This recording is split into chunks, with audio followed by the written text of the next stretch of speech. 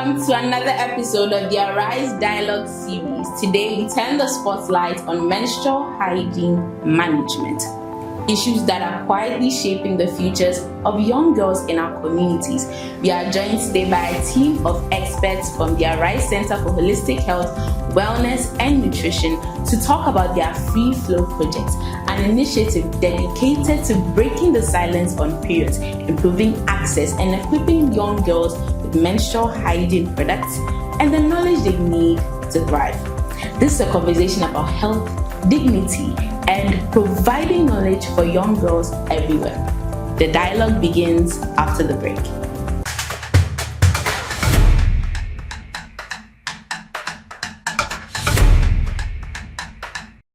In many communities across the world, menstruation is still surrounded by silence, shame, and misinformation. For young girls, this silence costs more than comfort. It costs confidence. It costs education. It costs the future. According to the World Health Organization, only about 39% of schools worldwide provide menstrual health education. Fewer than 1 in 3 schools have proper menstrual hygiene facilities for girls. The Free Flow project, known as FFP, is an initiative by the Arise Center for Holistic Health, Wellness and Nutrition under the United Youth Arise system. FFP exists with one unshakable conviction that access to menstrual health education is not a privilege, it is a right. And menstrual health is not just a girl's issue, it is a human issue, a public health issue, a gender equity issue, a dignity issue.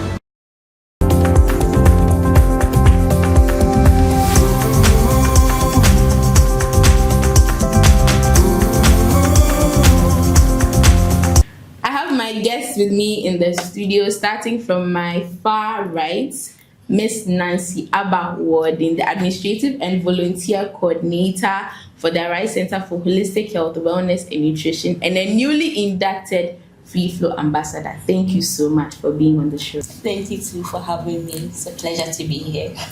Great. And my next guest is the National Communications Officer for Youth Arise Organization, Mr. Samoni Ajiti. Thank you so much for coming. Thank you for having me, and it's a great pleasure to join this important conversation. Wonderful. Thank you too. And to my left, Mrs. Emilia Bafo-Iwa, the Executive Director for the Arise Center for Holistic Health, Wellness and Nutrition. Thank you so much for coming to the show. We are so happy to have you. Thank you for having me. I'm so excited to be here. Thank you. Wonderful. So we are going to delve straight into the conversation. We're having a conversation about menstrual hygiene management. So my first question to Miss Nancy, why should menstrual health management and period poverty be a priority for our society today? Why should it be something important for our society to discuss?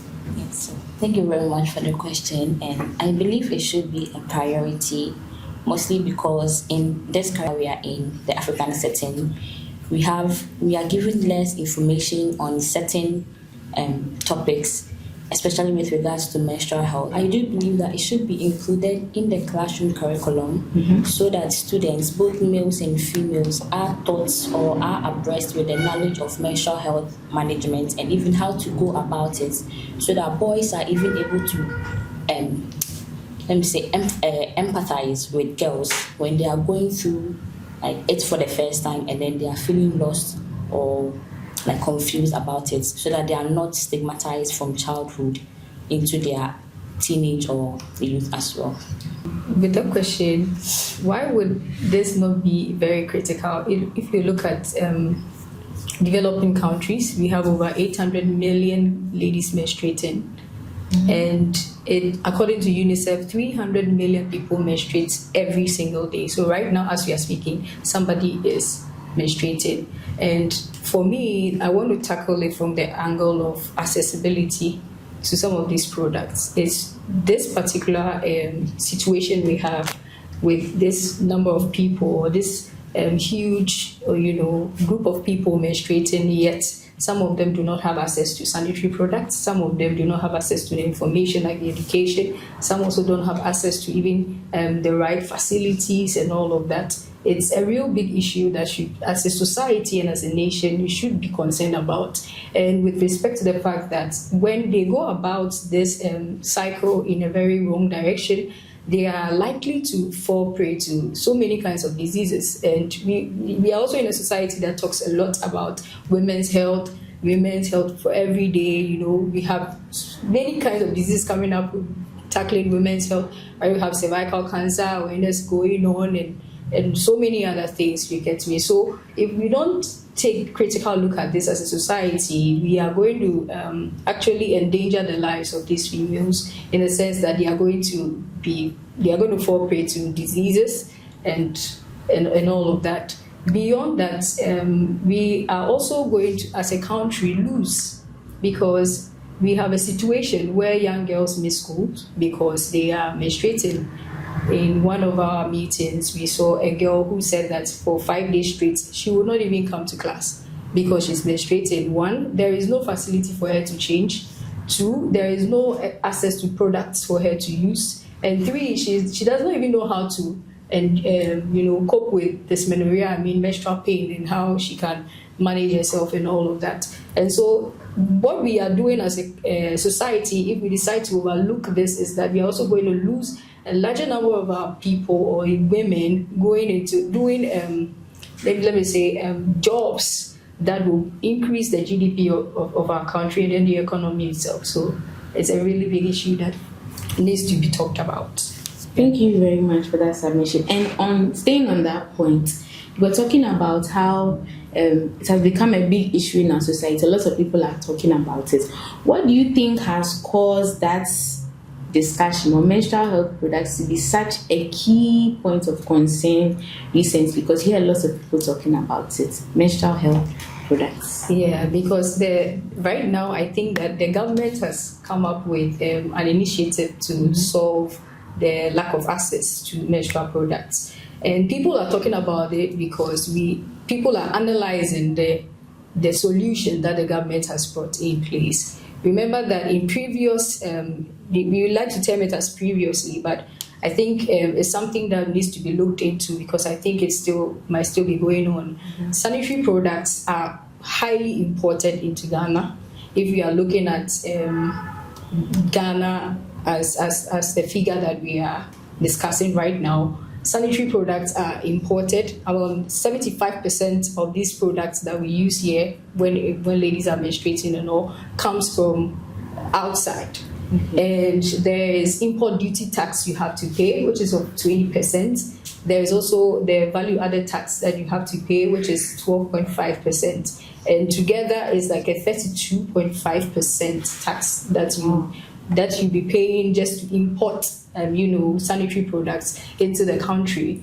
And when they looked at this, they realized people started bringing out campaigns. People started using their social media handles to talk about no tax on pads, no tax on let women FFP say free flow, let us flow freely and all of that. Yes. So that became the noise. So government, I remember when the president was, the current president, President John Dramani Mahama was about to was leading his campaigns. One of the promises that he gave the country was the free distribution of sanitary products. Yes. And right now we are in the situation where the government has allocated 292.4 million Ghana cedis for distribution of sanitary products. Oh. And the interesting thing is that when you take that amount of money and you juxtapose it to the number of sanitary pads that they are looking to bring into the country to distribute, which is 6.6 million,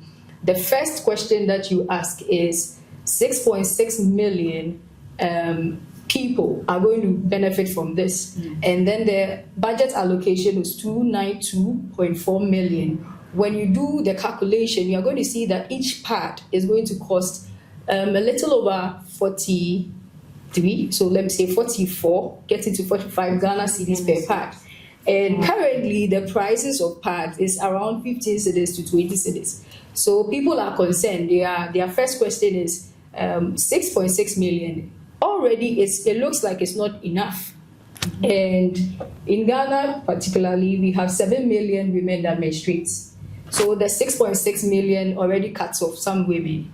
And we don't, even that is not the major concern right now, but the major concern right now is the transparency. We are not seeing where the parts are going, where are they distributing it, who are the people that qualifies for it.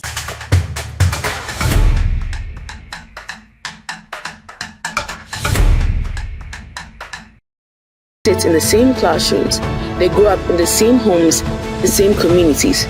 And what they learn or fail to learn shapes how an entire generation understands the female body.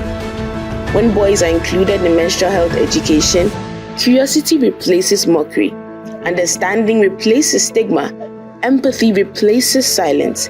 They learn that menstruation is not something to laugh at, to fear, or to hide.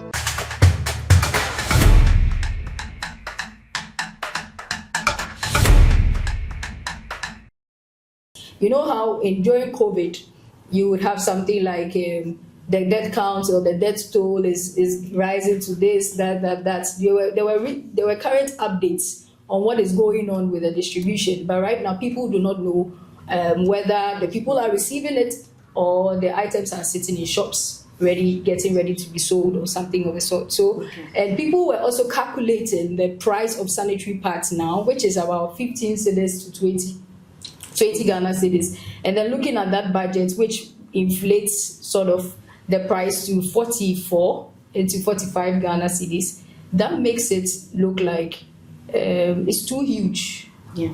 And what is the rest, of the money is going to? What kind of so the minorities are talking, and people are also questioning the sustainability of this. How long is government going to continue to pump that amount of money just to get sanitary pads? Do you get me? How long is government going? Is it sustainable? Are we always going to be pumping the monies to go and get? And mind you, they are also getting the things, the sanitary products also from outside.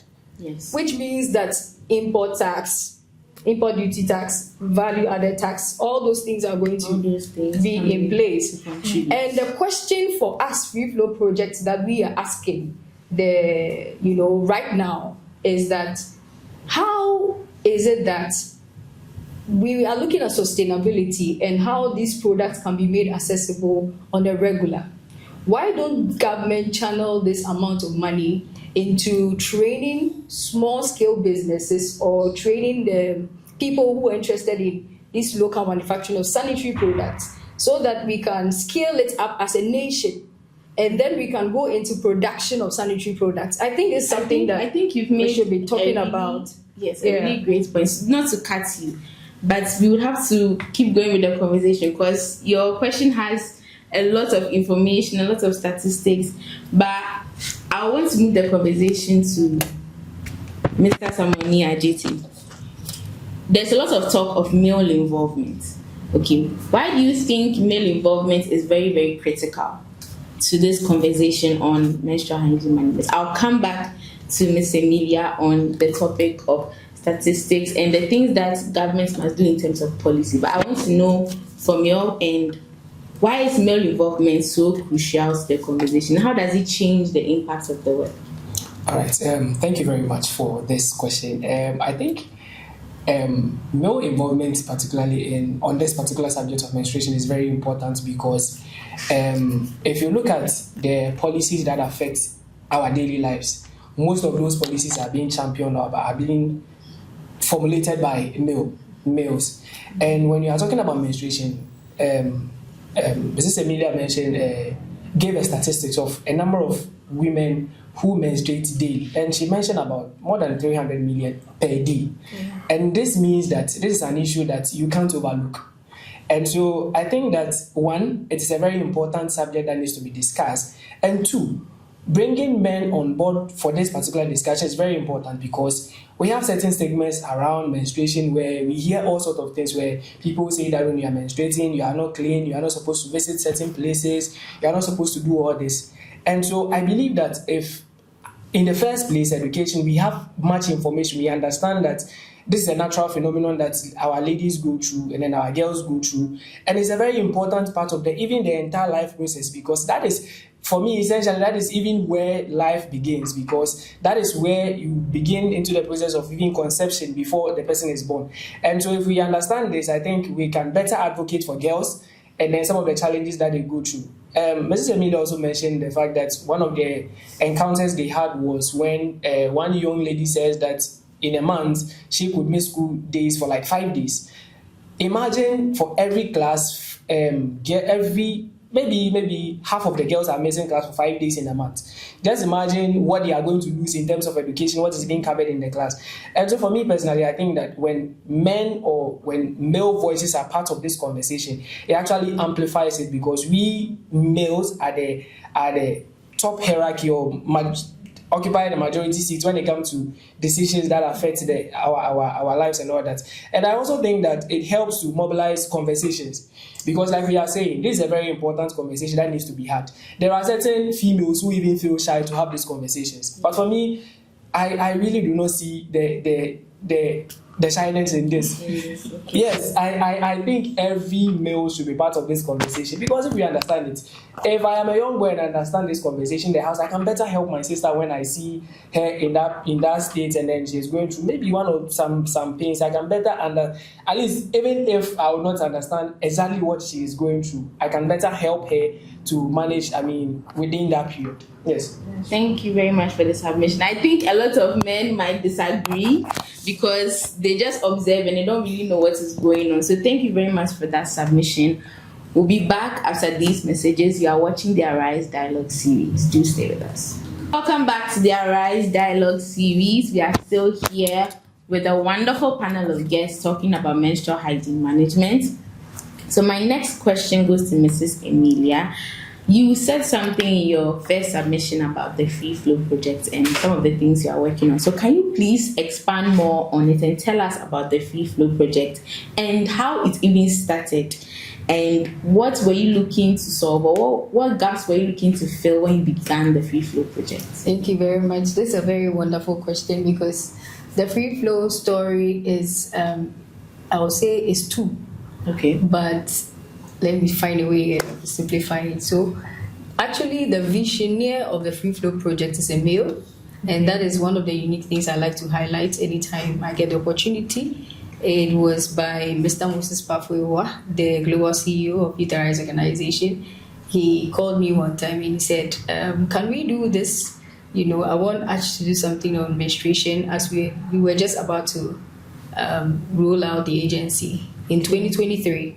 And so he just told me and I was like, let me see. And I said, okay, something we can try. So we went through it. And as I was drawing inspiration for starting this project, one of the primary stories of my life personally that I bumped into that really gave me the energy and the vibe to continue with this was when I remember the story of where I saw my mother and my elder sister. I have an elder sister, by the way.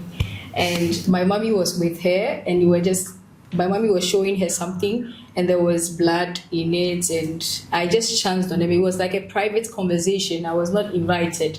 So I just chanced on it and then I just went away. I just allowed them. And the following day, I saw this in my panty. Wow. So my question was, what is this? I was afraid and I was like, what is this? What's going on? I don't know what this is. And I remember I quickly went to my mom and I told her that this is what I'm seeing. And then she was so happy. She said, oh, my daughter, and I was asking her, what is this? And she said, from the little information I had, every lady goes through it and all of that. So my first drive, the first gap I sought to, bridge was the education. Because even though I was in school by then, I still did not know that this is how menstruation looked like or looks like, so that I could identify it when it happens.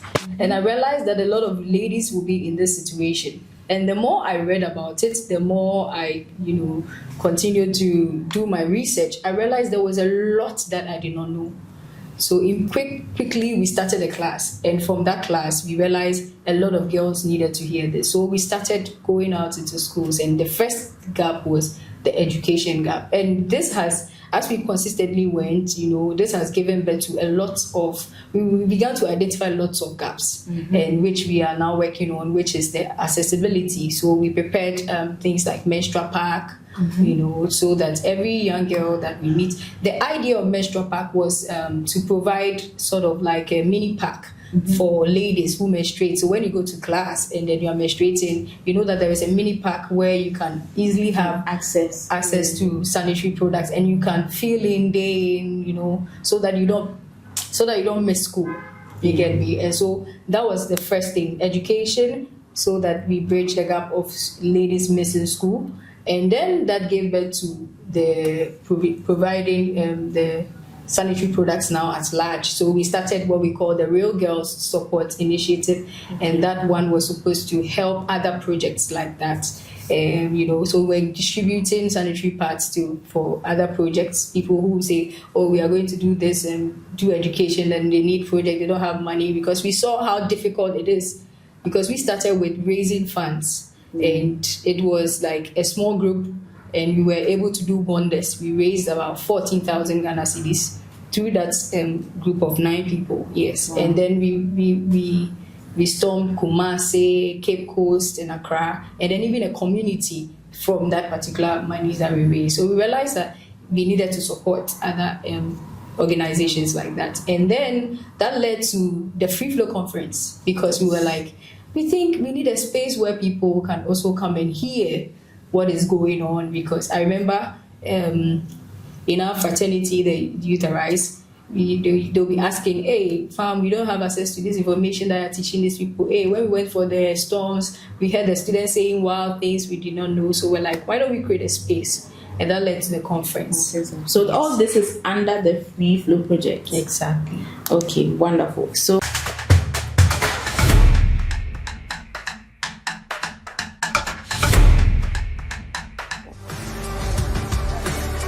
because the Free Flow project knows that education alone is not enough. Knowledge without access leaves girls still vulnerable. That is why, alongside every outreach, FFB provides menstrual packs, carefully assembled menstrual health resource packs designed to give every girl the practical tools to manage her period safely and with confidence.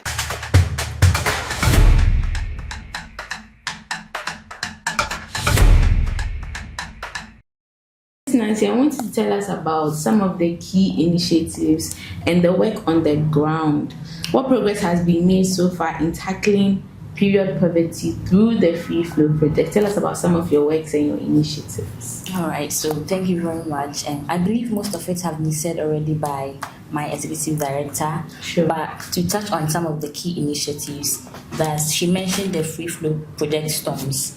I think the Free Flow project, but then there is this initiative called the Free Flow Project Storms, where we visit schools and then educate them on menstrual hygiene management.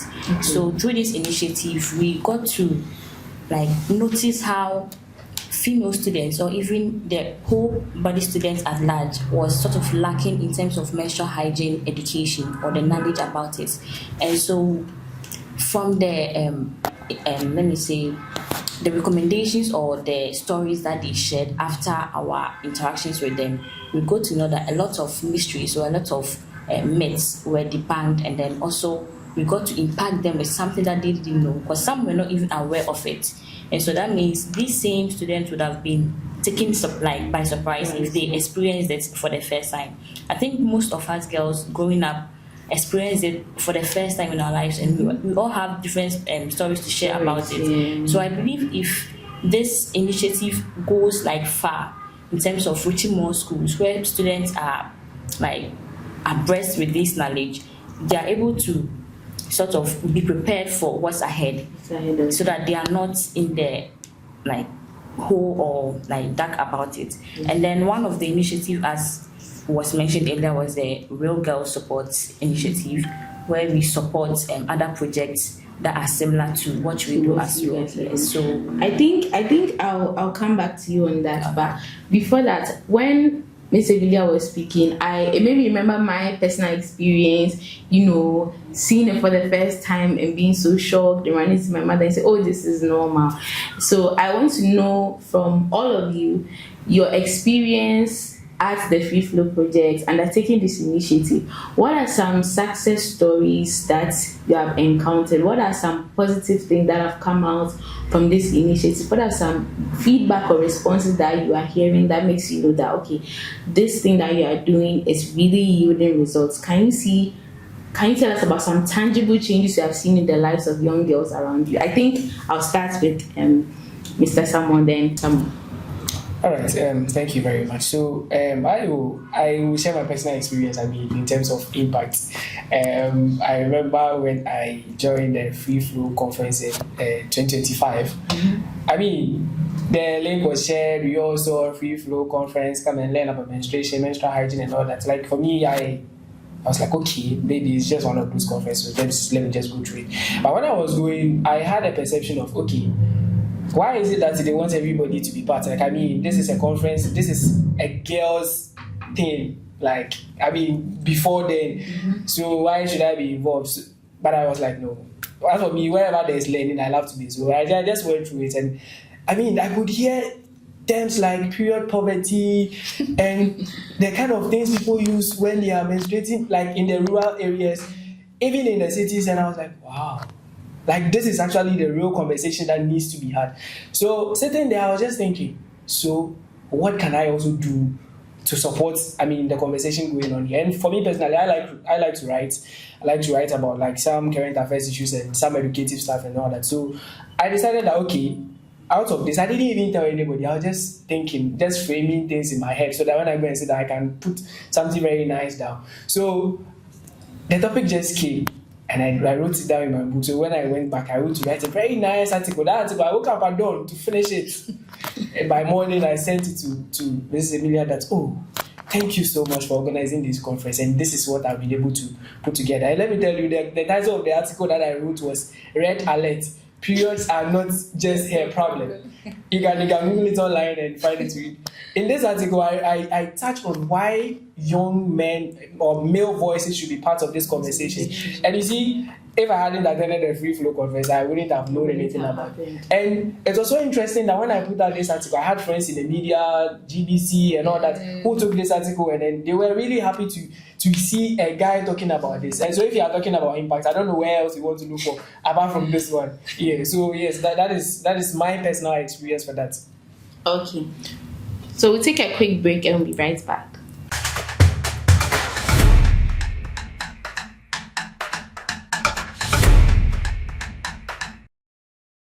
Welcome back. We are sharing some success stories from the impact of the Free Flow project. Mr. Samani Adjese shared his story of impact, where he wrote an entire article after the Free Flow conference. So Mrs. Emilia, over to you. Can you share some success stories from your experience at the Free Flow project? Thank you very much. So the stories are a lot, but I want to touch on this particular one. I think when we began the Free Flow project, one of the gaps also that we sought to bridge was the male, distance. It's like they've excluded males from the conversation. It's like it's not for them. Remember going to schools, we ask the teachers that let's add them, and then they'll be like, oh, guys should not be amongst these people, and we'll fight and we'll bring the guys to the class and all that. So one of the things, areas where I think we are seeing a lot of impact is with regards to bringing males into the conversation. And even it's so evident in our recent, conference, which we'll be talking about very soon, how we brought males, into the conversation, into what what is happening.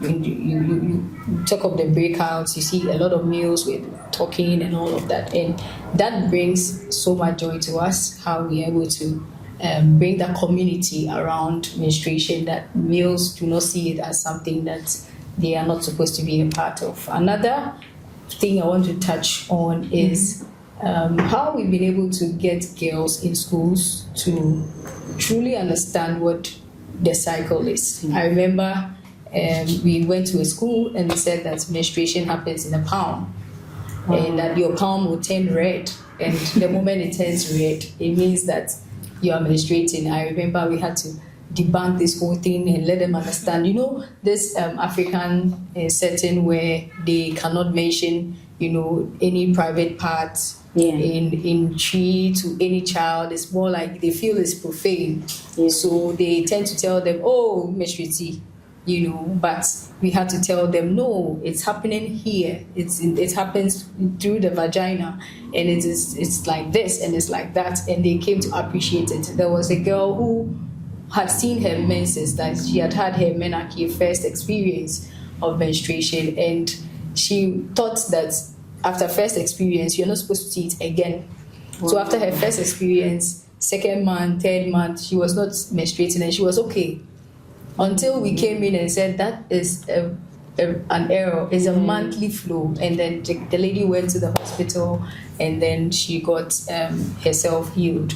Another was a story in another school where the lady was like, she was not eating right, and that was what was causing a lot of the pain that she was experiencing. It gave her some, tips on what to do, and she improved and started coming to school. So it's a lot, but yeah, these are some of the few I want to share. I think that's wonderful.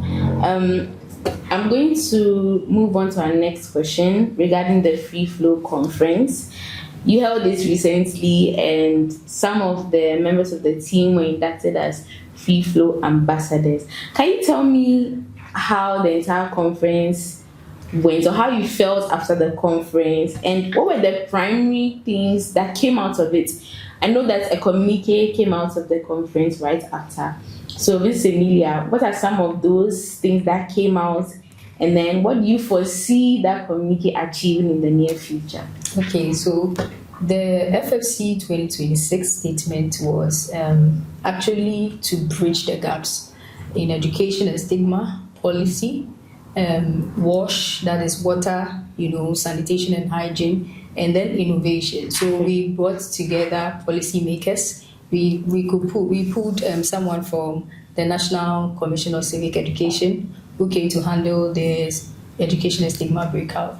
So in some of the discussions that we had, we sought to, do a nationwide teachers training and nationwide school meetings and all that. We also thought of how we could, as policy-wise, we could have a tracking system for the free distribution that is ongoing. These statements and what transpired will be shared with the ministry, and then we'll also share with other relevant organizations. And Free Flow Project is ready to partner with any organization that is willing to, go with us. And we are also willing to, explore all the areas, because something like the WASH, how to provide water, and all these beautiful facilities for ladies. And I don't know if you've noticed, there are some washrooms that when you enter in, you don't want to come out. It's like a whole room for you. But there are some washrooms when you enter there, it's like you want to. So we want to see how we can have a standardized, washrooms that will be inclusive also for persons with disability. So it's a lot that came out from that communique, and with innovation as well, that has to do with this, where Arch is seeking to do the Arch Menstrual Innovation Lab, where we want to train young people on how to make some of these sanitary products so that we can bridge the gap in accessibility. Yeah. Wow, that's amazing.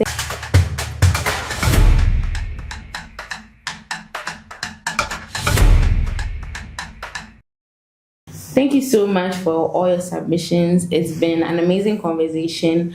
Before we wrap up, I want to hear your thoughts on this particular question. If you had the power to change one thing about how society views menstrual health, what would it be? Okay, so in one sentence, I want you to just tell me what you would, if you had the power today to change one thing about how society views menstrual health, what would that thing be? So, Miss Nancy, I'm starting from you.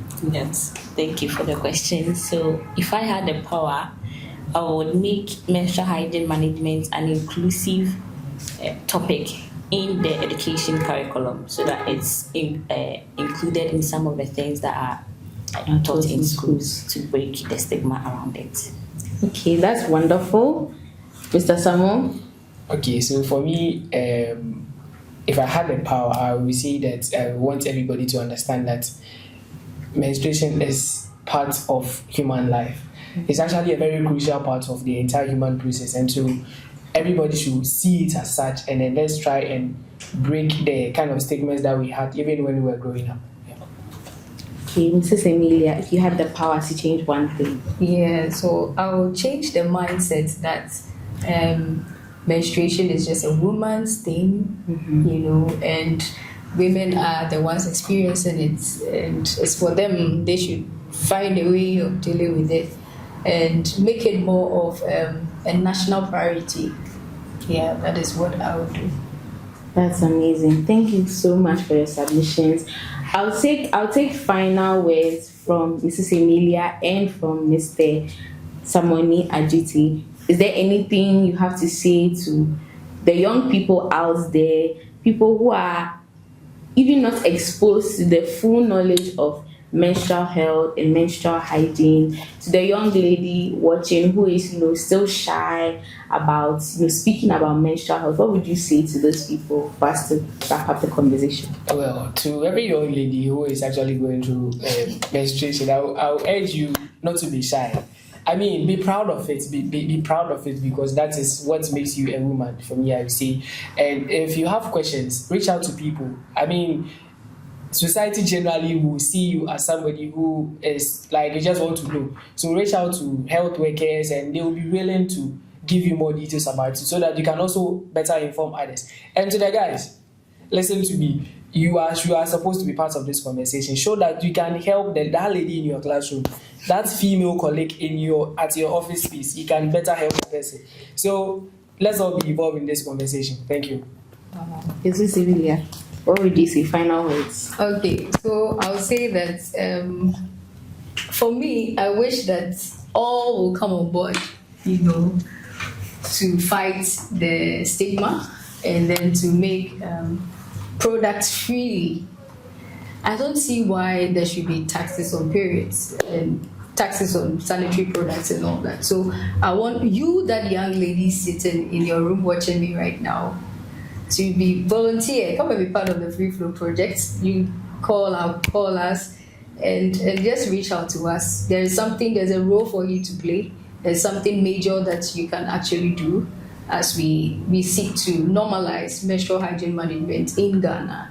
And for maybe my mothers, my fathers, and the young guys out there, probably you are still shy, but don't worry. You can also support and donate to the Free Flow project and help us with the work that we are doing. There are many girls out there who need your support. These little contributions can go a long way, to normalize menstrual hygiene management in Ghana. Thank you. Thank you very much for this wonderful conversation. I think I'll end by saying, if I also had the power, I would also make pads tax-free for all girls everywhere. And you also have the power to like, comment, share, subscribe on this video. Support the Arise Center for Holistic Health, Wellness and Nutrition. Follow them on Instagram and YouTube and all other social media platforms. And get involved, advocate, volunteer, and donate. So from all of us here at the studio, that's it for another wonderful episode of the Arise Dialogue series, where the youth speaks and the world leans in to listen. So it's a bye-bye from all of us here at the studio. See you next time. Bye-bye. Bye.